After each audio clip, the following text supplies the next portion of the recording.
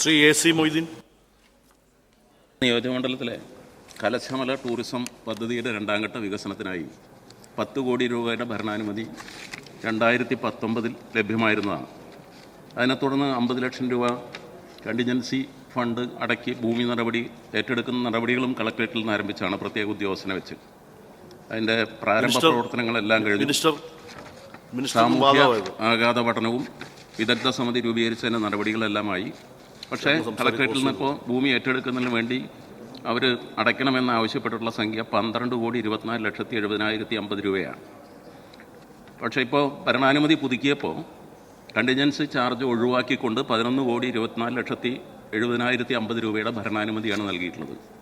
അപ്പോൾ ചട്ടം അനുസരിച്ച് ഈ കണ്ടിജൻസി ഫണ്ട് അനുവദിക്കാതെ, ഇതിൻ്റെ കൂടെ അനുവദിക്കാതെ ഭൂമി ഏറ്റെടുക്കൽ നടപടി അനുവദിക്കാനാവില്ല എന്നാണ് റവന്യൂ വകുപ്പിൻ്റെ നിലപാട് സ്വീകരിച്ചിട്ടുള്ളത്. ഒന്നുകിൽ കണ്ടിജൻസി ഫണ്ട് ഒഴിവാക്കി അത് അനുമതി തരികയോ അല്ലെങ്കിൽ ഈ ഫണ്ട് അനുവദിച്ച് സ്ഥലമേറ്റെടുക്കൽ നടപടി 4 വർഷത്തിന് മേലായി, അതുകൊണ്ട് അത് അടിയന്തരമായി നടപ്പാക്കാൻ സ്ഥലമേറ്റെടുക്കൽ നടപടി പൂർത്തീകരിക്കാൻ നടപടി സ്വീകരിക്കണം. ഇപ്പോൾ 11,24,70,050 രൂപയുടെ ഭരണാനുമതി ഉണ്ട്. അത് അടവാക്കിക്കൊണ്ട് ഭൂമി ഏറ്റെടുക്കുന്നതിനുള്ള നടപടി ആരംഭിക്കാൻ അനുമതി ഉണ്ടാകണം എന്നാണ് എൻ്റെ ആവശ്യം. ബഹുമാനപ്പെട്ട പൊതുമരാമത്ത് വിനോദസഞ്ചാര വകുപ്പ് മന്ത്രിക്ക് വേണ്ടി ബഹുമാനപ്പെട്ട റവന്യൂ ഭവന നിർമ്മാണ മന്ത്രി.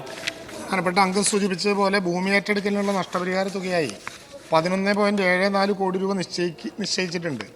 ഇതിനുള്ള കണ്ടിജൻസി ചാർജായി 50 ലക്ഷം രൂപ സ്പെഷ്യൽ തഹസിൽദാർക്ക് വകുപ്പ് കൈമാറുകയും ചെയ്തിരുന്നു.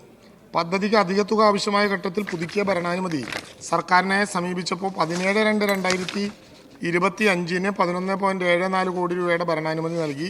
സർക്കാർ ആവശ്യങ്ങൾക്ക് ഭൂമി ഏറ്റെടുക്കുന്നതിന് കണ്ടിജൻസി ചാർജ് അനുവദിക്കില്ല എന്ന നിബന്ധനയോടെയാണ് പുതുക്കിയ ഭരണാനുമതി നൽകിയത്. എന്നാൽ നിലവിൽ നൽകിയ 50 ലക്ഷം രൂപ കൂടി ഉൾപ്പെടുത്തി ഭരണാനുമതി പുതുക്കണമെന്ന് ഒരിക്കൽ കൂടി ഡയറക്ടർ ആവശ്യപ്പെട്ടിട്ടുണ്ട്. ഇക്കാര്യം പരിശോധിക്കുകയാണ്. ഭൂമി ഏറ്റെടുക്കൽ വിജ്ഞാപനത്തിൻ്റെ കാലാവധി നീട്ടാനും വകുപ്പ് ആവശ്യപ്പെട്ടിട്ടുണ്ട്.